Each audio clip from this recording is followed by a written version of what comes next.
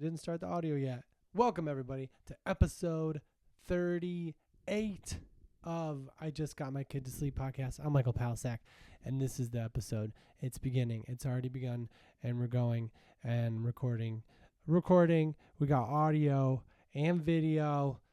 It's shaking. That's just, did you know sometimes that happens?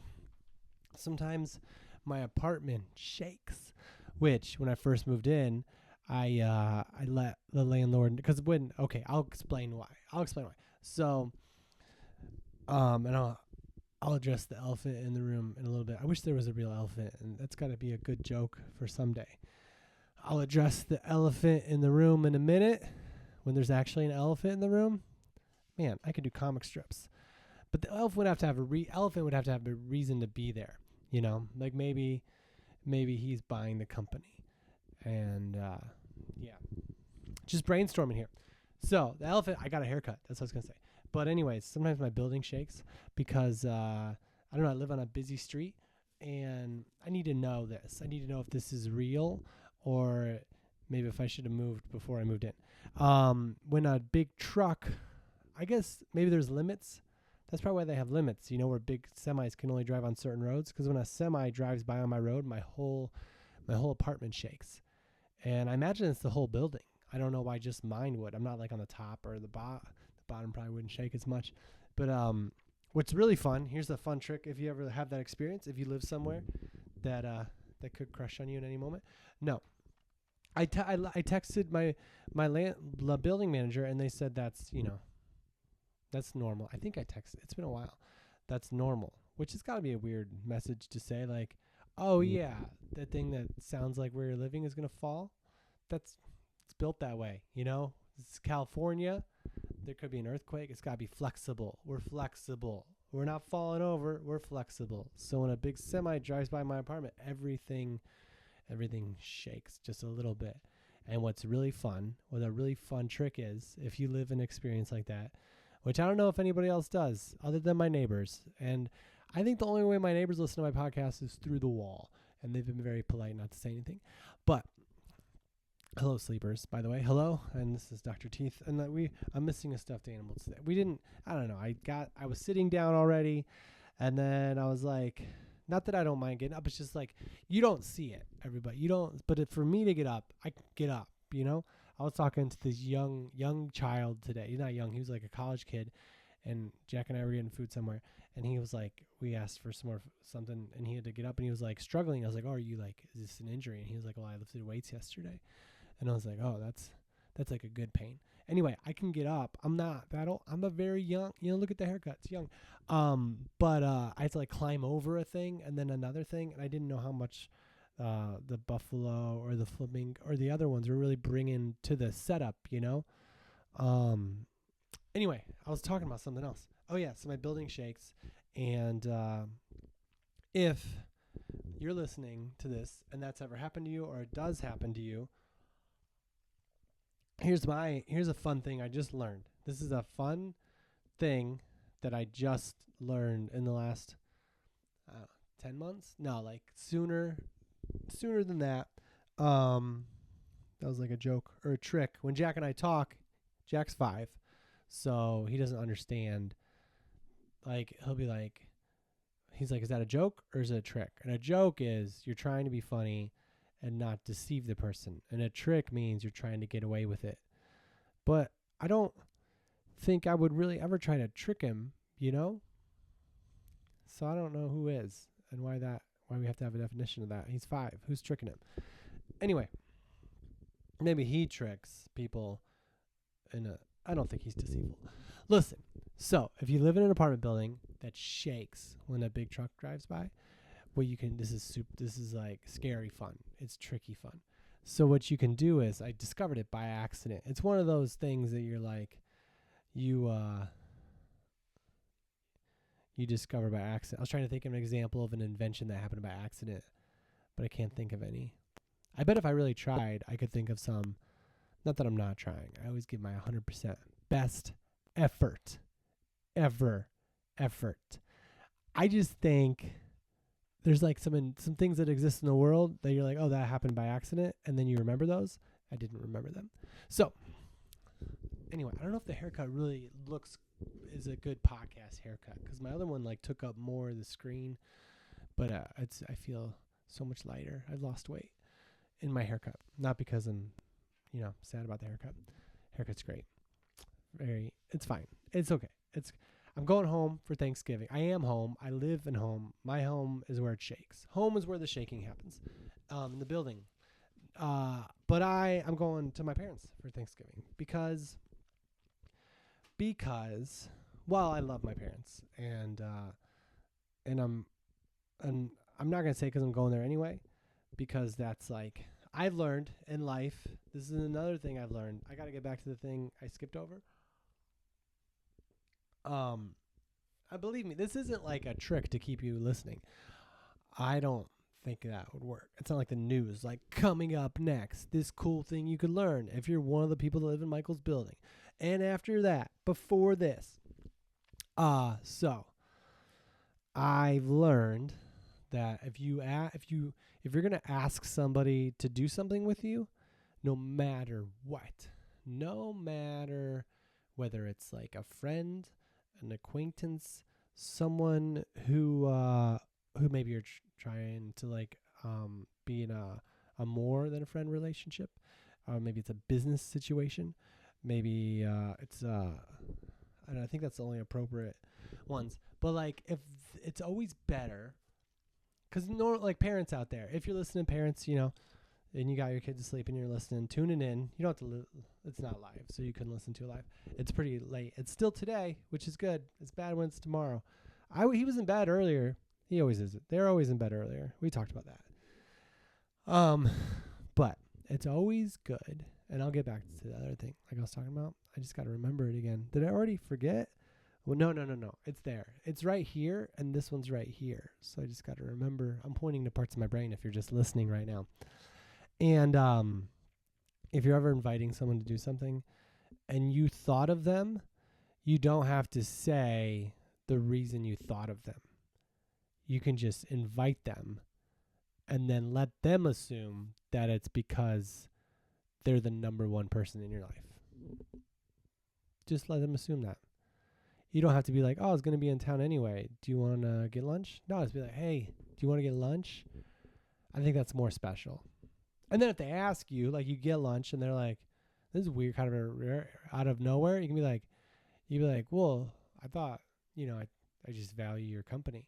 And just let them keep digging, Let them, yeah, but we haven't had lunch like ever. Well, I was just, thinking about you and me, and when I'm around you, I feel more inspired. And then eventually they'll be like, you have an hour break in my neighborhood, don't you?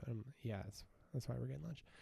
Anyway, I think that's always better, because sometimes I try to explain myself away, Sometimes if I'm inviting someone to do something, I feel like I have to tell them so they don't feel like they have to do it. Is that normal? Like, I feel like whenever I invite someone to do something, and I don't think it's ever really been true, but I feel like they'll feel so like overwhelmed, not overwhelmed, but burdened I feel like I'm going to burden people by my invitation, that they need to know that the reason. Sometimes I explain myself away, even if it's like, sometimes I could be really planning, like, oh, I want to see this person and do something with them, but I'll like come up with an excuse why, so they don't, because I feel like they might feel burdened by my request to do this thing. Like if I really want to have lunch with somebody, I might be like, do you want to have lunch? Because I'm going to be in your neighborhood anyway. I'm going to be in your neighborhood. Do you want to have lunch? And I don't think you have to do that. I think it's time in my life to just let people wonder. Let people, hopefully, if they're positive, if they assume, or if they're a big focus of my energy in life, because maybe they are. Because I don't think anybody's ever burdened by any request I make. Like, even my parent, I think my parents are for like a half a second. Like if I ask my parents to do something and they can't, they'll say no, and in the no, they'll like have some sorry in it, but I don't think they really feel it. I think they're just like, I don't think that thing ever goes away where you realize your child wants to do something with you and you can't. And it might be like the last time that happens in a while or whatever. So, but that still doesn't make you want to do it. Like I come across that. I got to get off my for some reason my feed on social media is a lot of those Instagram and Facebook of like parent people being like, this is your last whatever and your last whatever. Yeah, it's also, I only get so many football seasons to watch. Anyway, LeBron's not going to play much longer. But I don't know him like I know my son. Anyway, that's why. So that's my advice. That's the advice of the day. That's the music. Sometimes I feel like when I bring music into it, it's a little more pitiful. Not like I deserve pity, but when I was in like I'm asking for. And I enjoy the music part of this. There's not a lot of music in this show. There's not a lot of music in the podcast. Like if we went through historically, there wouldn't be a lot of songs. But I like the idea of making them up. And if I am making them up, and it bothers you, then I don't you can't apologize, but it's just like it'll be gone. There's not a lot of music going on. But if you're like, oh, this is getting desperate, just know that I enjoy it. Like when I was in college, I got to remember the two things. This one's over here. That one's that one. And this is kind of already the thing. When I was in college, I worked at Kings Island Amusement Park, which I didn't even know was a dream that I had until it came true. Like at that point in my life, I had only been to amusement park a handful of times, and there was always happy times. And then I found out they were hiring, and I went to work one day and I was like, oh, this is my job. This is my job now. And I only worked there like 3 days, but it was like a dream. I walked around when it was and I was money's good, but I was like, how do I ride the rides now? But they were closed after my thing. But so my job, I only worked there one day. They put in metal detectors at Kings Island because it was after some global thing happened where they were like, oh, we need to have people tested for metal. And so they hired comedians which is a loose term in this situation, which if you've listened to the podcast before, I believe I've talked about. I think you can say you're a comedian. I think you have to have done like one set and maybe have an idea of doing another one. But I've heard stories about like famous comedians being like, do you make your living doing comedy? I don't think you don't have to be a comedian. To call yourself a comedian, all you have to do is do a stand-up comedian. And I had done stand-up once at that point, or twice, 2 times. And Kings Island was hiring people like that with a microphone together. You didn't have to bring your own microphone, which is great. To stand outside the theme park and itch my nose. It's an itch. And talk to people as they're going in through the metal and sort of explain metal detectors. Because I know nowadays you see metal detector is pretty clear. But back then, no one was detecting metal. You want to come to a theme park with a lot of metal? Go ahead. There's no reason why we should be worried about that. Now we got a metal detector. I wonder what the numbers are. I wonder how much that saves the day. Like someone was. You don't want to think of anybody doing anything, but maybe I guess you never really know because someone's planning and then like, oh, they got a metal detector. Like, oh, we'll just have to like. Can you like drone? You can drone stuff in though, right? Can't you just like drone something in? But maybe they're on the lookout for drones. Why am I giving the bad guys ideas? So it was my job on the mic to talk to people as they're going in. But here's the thing about talking to people. Here's the thing about doing stand-up. When you do stand-up comedy, and I only done it a couple times at that point, so I didn't know that this was going to be a bad idea. But they were paying pretty well. I mean, at the time, I don't know. It was a lot of money in those days for someone who had never really made money doing stand-up. But you were supposed to talk. But here's the thing about stand-up. The best way to do stand-up is when people aren't walking away from you through a metal detector to get the thing that they've been looking forward to all summer. And that was what I was doing. There's a lot of layers there that get in the way of making people enjoy your part. And I know it's not my part. That's kind of good about opening for the theme park is that like even if no one listens, you still have the theme park. That's like the headliner, that you don't have to be good. And it was kind of like the podcast, really, but I didn't make people listen to this live. Like, I kind of just got on the mic and just started talking. And then there was music in the park, and sometimes I would sing along. And that's the only criticism I ever got, was someone that I think worked there telling me they didn't like that much. But I don't know. It's a blessing and a curse. The the I don't know if the singing skill or the this lack of sense of whether it's not good or not. Because I always thought it was fine. Anyway, I did that job 1 or 2 days. And it's not like I wouldn't have kept doing it, but I went home for the summer because that's, that's what I had to do. I didn't, I couldn't really like afford to live on campus in the summer off that job. So it's probably not. I would have gotten a lot of free roller coasters in though. But I had to leave it. It's all good. And I remember the one time some people would like listen or whatever. And one time this lady came up with her kid and they just sort of stood there and it was really nice. And I was talking to them and the kid was excited to go in.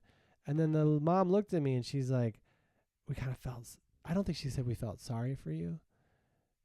I think she said we felt like you needed someone to talk to, which kind of is weird for like you don't have to. That's, I think, goes back to the invitation thing. If you ever light up somebody's day with your presence, don't explain it away. Who does that help? Did that help her? Did she feel awkward? She probably felt awkward.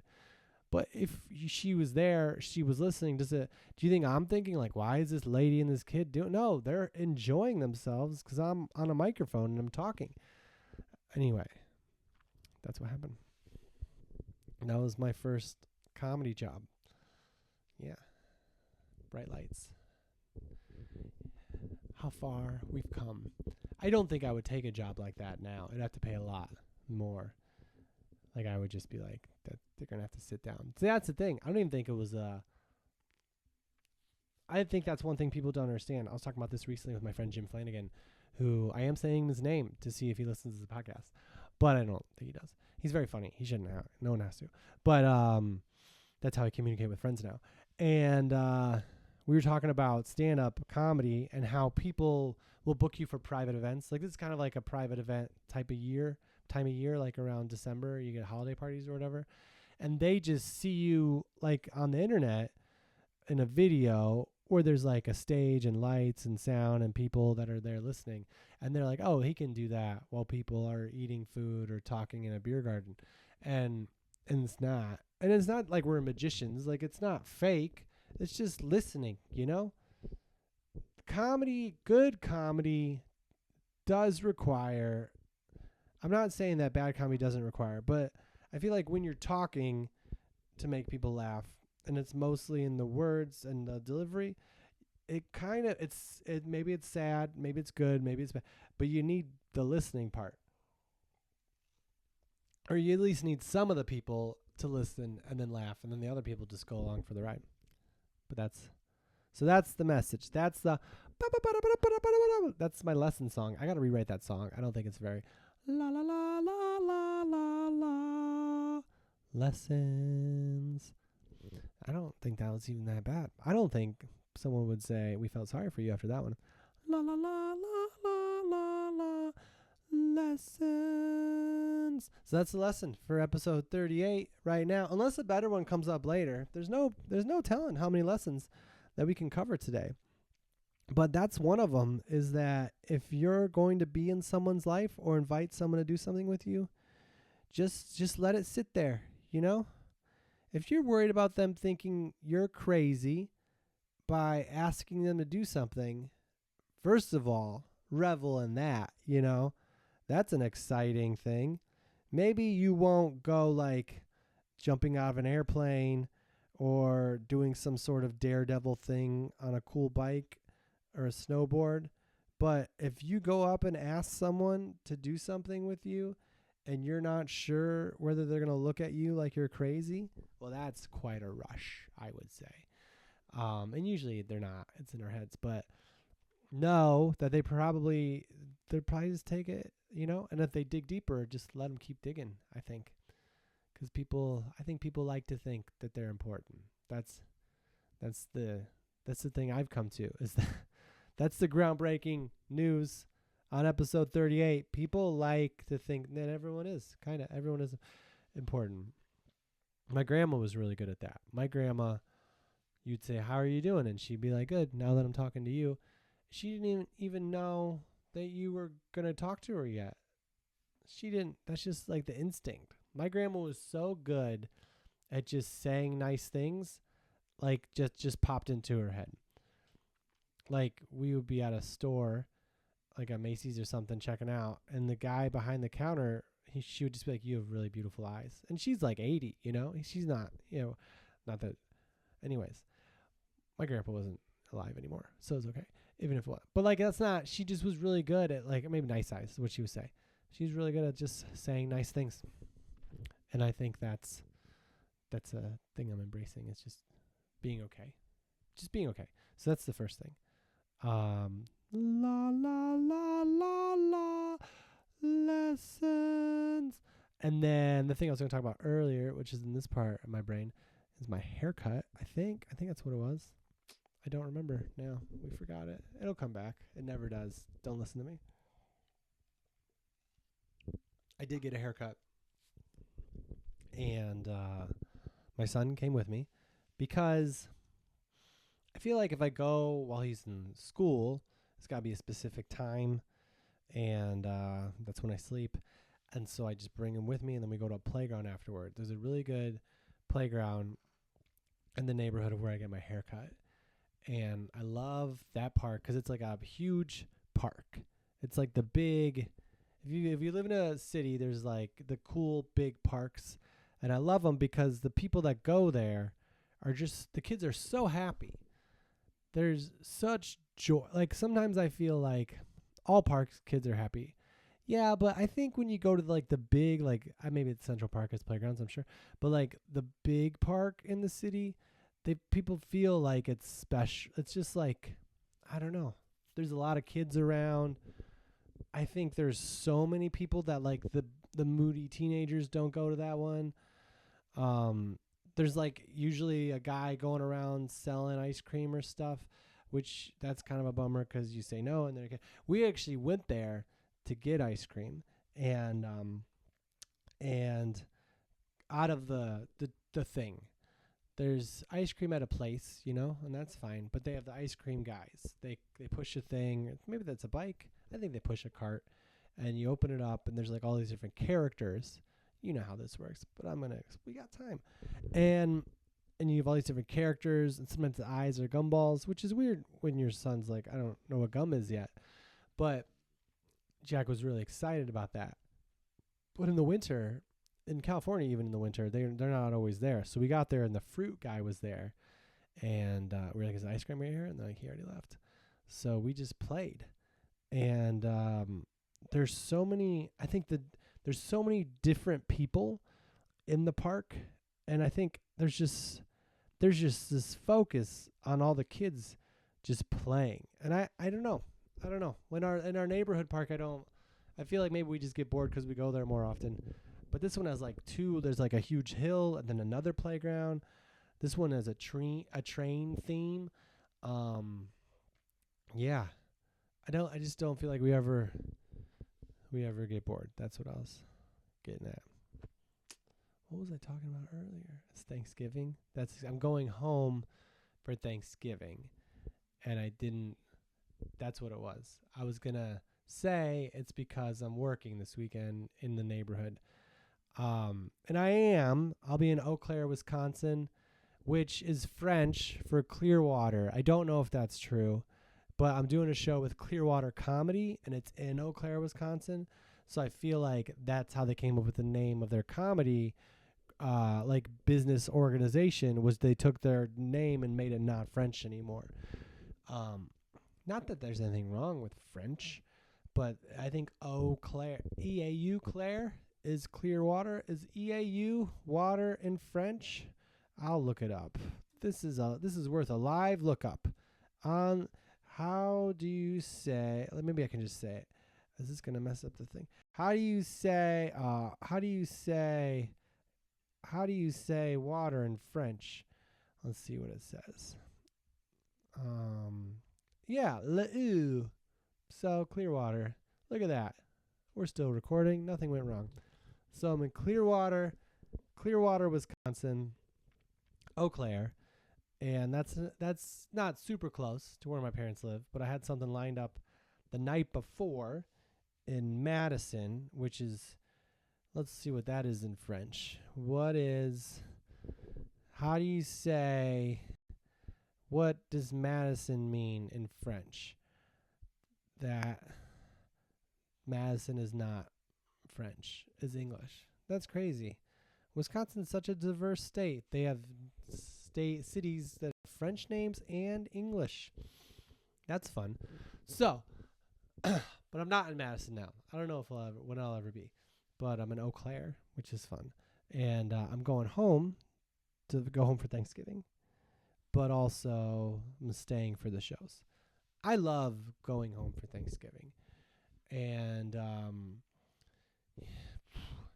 it's not just the food, but the food is, I mean, my mom is so good, and I contribute. I'm a contributor. What's your favorite Thanksgiving food? My favorite that I tell everybody, it's called what's it called? It's probably not my favorite anymore if I don't know what it's called. Waldorf salad. Have you ever had Waldorf salad? I think there's a couple different ways you can make it because it's food and it's not science.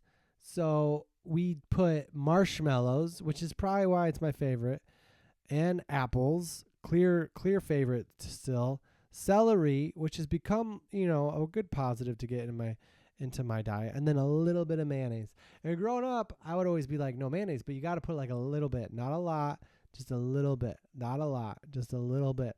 And then you mix it all together. And I think like some people put other stuff in it.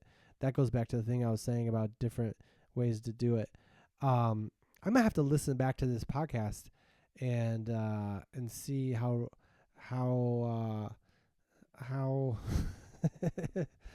see what I covered. So Waldorf salad is my favorite because I think it's just sugar. But I do, and I make that. I'm not bringing anything, but if the things are there, I can help.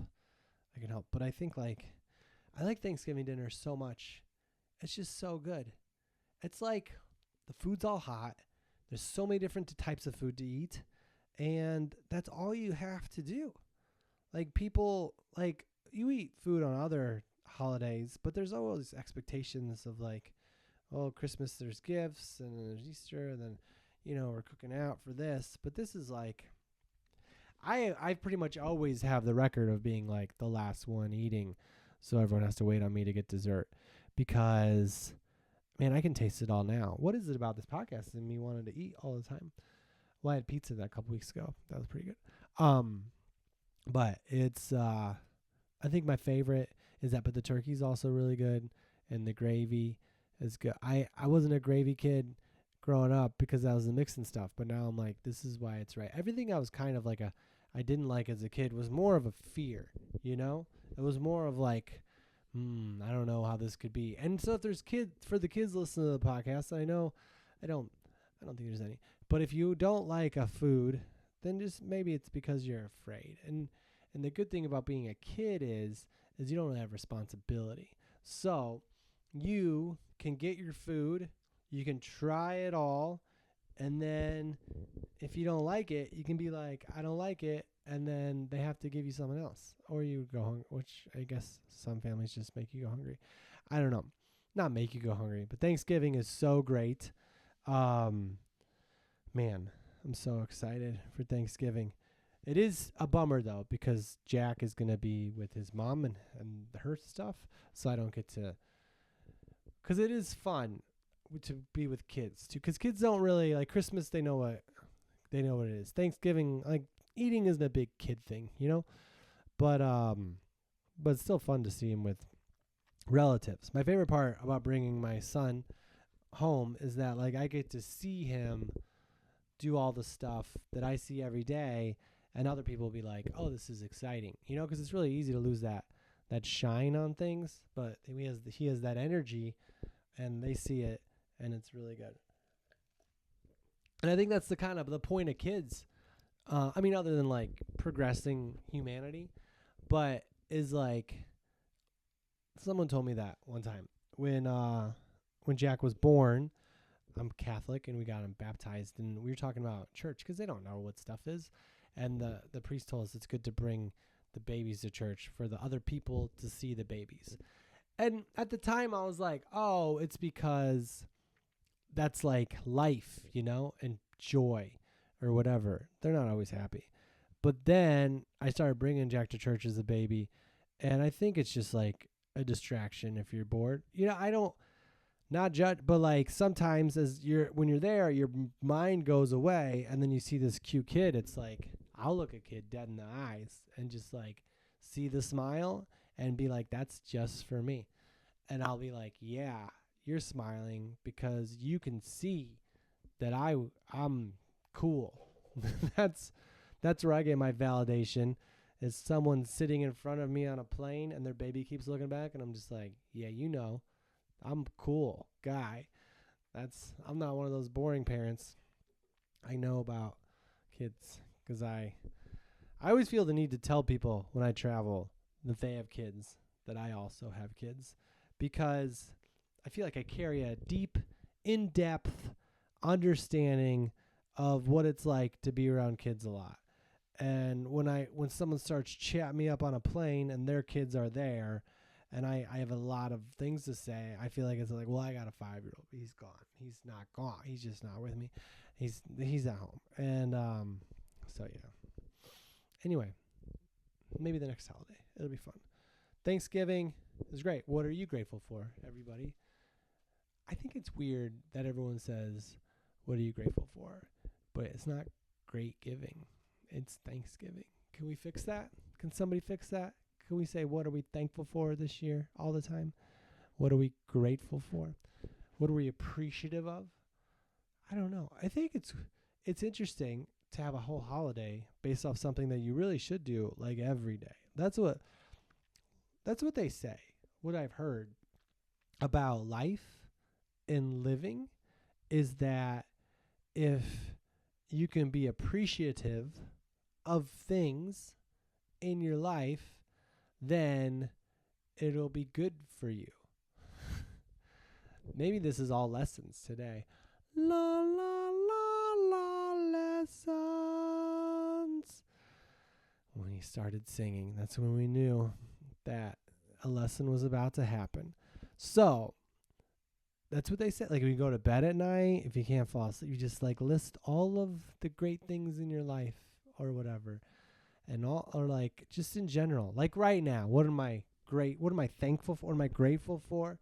Well, this is a podcast, and I get to talk into a microphone, and people, and I get to afterwards, I get to send it out into the world, and I get to think, and I get to talk, and I get to lean against this shark. It's not even a real shark, and I get to lean. What? My life. You don't have to be thankful for even big things. It can just be like, this ceiling hasn't fallen down. That's what the thing was. Oh, we remembered it. That's why the podcast has been slowing down a little bit. I was like, I know there's something I was going to talk about that I didn't talk about. I am so excited. So, okay, everybody, this is it. If you live in an apartment building that shakes when a big truck drives by, a fun thing to do is put in your AirPods. If you don't have AirPods, that's fine.